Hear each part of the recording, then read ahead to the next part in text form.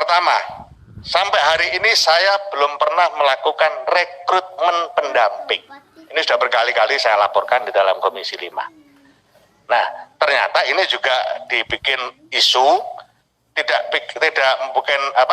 melakukan rekrutmen supaya tetap kosong, supaya nanti menguntungkan PKB. Ada juga yang isu seperti. Jadi saya merekrut juga dicurigai, nggak merekrut juga dicurigai. Tapi nggak apa-apa, wong namanya dunia politik itu biasa.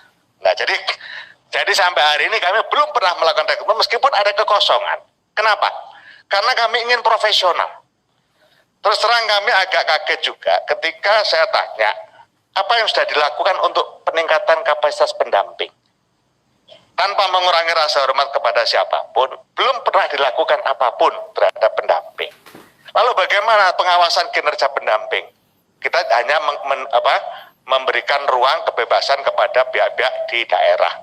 Terus bagaimana tingkat objektivitasnya kalau penilaian kinerja dilakukan seperti itu? Nah, dari situlah Pak, kami ingin pendamping ini semakin profesional. Karena pada gilirannya, misalnya kemarin, kami mencoba mengusulkan bagaimana agar pendamping ini yang utamanya yang PLD itu mendapatkan tambahan karena pekerjaannya banyak. Di Kementerian Keuangan jawabnya simpel, bisa. Tapi apa ukurannya kok sekarang minta? Apa yang kemarin sudah memang overload? Gak bisa jawab karena kita tidak punya data itu. Nah, itulah makanya sekarang seluruh kinerja pendamping Pak, kita masukkan, kita bikinkan aplikasi yang kita sebut dengan daily report. Nah, ada 3 dimensi penting yang akan memberikan nilai kinerja secara objektif. Ini tidak bisa lagi bicara like or dislike. Jadi misalnya bapak-bapak kemudian memanfaatkan pendamping desa untuk kepentingan politik, dan kemudian saya tahu yang kebetulan bukan PKB, saya tidak bisa kemudian bicara, kamu kok dipakai untuk partai lain. Nggak bisa. Karena nggak bisa lagi ngomong like and dislike. Dia tetap bertahan pada posisinya ketika kinerjanya bagus, tidak ada alasan apapun bagi saya, bagi kami di Kementerian Desa untuk memberikan sanksi atau apapun. Nah, disitulah nanti kita terbuka. Nah, lalu banyak pertanyaan, bagaimana dengan kekosongan? Jawaban saya, permasalahannya bukan hanya kekosongan. Permasalahan di pendamping desa itu, dalam konteks formasi, di samping kekosongan juga ada kekurangan.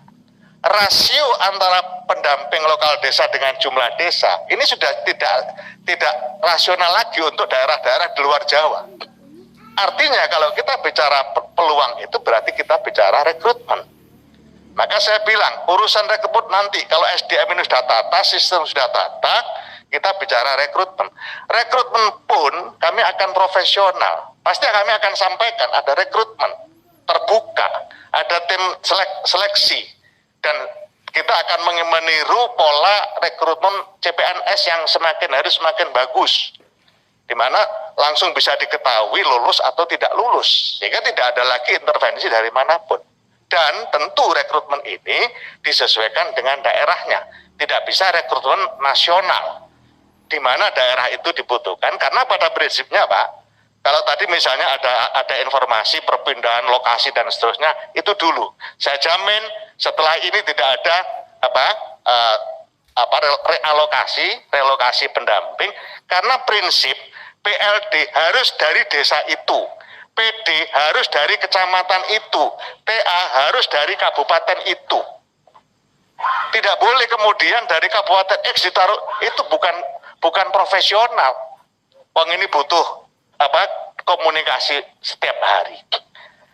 Nah, kalau kemudian seperti yang disampaikan Pak Dewa tadi, kalau kemudian pendamping ini untuk kepentingan PKB, banyak Pak menangnya pilkada kemarin. Sementara kemarin PKB terpuruk. Nah, itu kan jadi susah nih. Tapi nggak apa-apa, itulah dunia politik. Tapi kami akan berbuat seprofesional mungkin. Kami bisa memilah kapan saya sebagai menteri, kapan saya sebagai abdi negara, dan kapan saya sebagai petugas partai. Bapak Ibu sekalian yang saya hormati, kemudian terkait dengan SOTK.